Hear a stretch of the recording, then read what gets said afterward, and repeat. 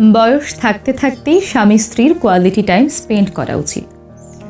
বছরে একবার ভালো কোথাও ঘুরতে যাওয়া, সপ্তাহে একবার কিংবা অন্তত মাসে একবার ভালো একটা রেস্টুরেন্টে খেতে যাওয়া। আপাত দৃষ্টিতে এতে টাকার অপচয় মনে হতে পারে।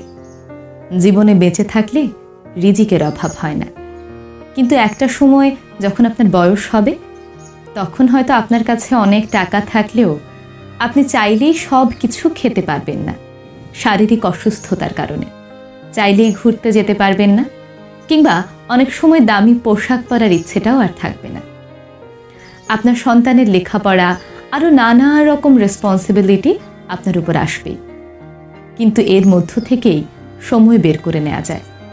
আপনি আপনার সম্পদ, টাকা পয়সা সন্তানের জন্য সঞ্চয় করবেন, কিন্তু তারপরও কিছু কিছু নিজের জন্য বরাদ্দ রাখা উচিত। কারণ দিন শেষে আপনার সন্তানেরও কিন্তু একটা নিজস্ব জীবন হবে।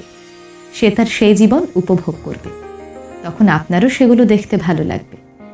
ছেলে, ছেলের বউ কিংবা মেয়ে, মেয়ের জামাই মিলে কোথাও ঘুরতে গেলে, খেতে গেলে তাদের এনজয়মেন্ট দেখে আপনারও তখন ভালো লাগবে, তারাও শ্রদ্ধা করবে।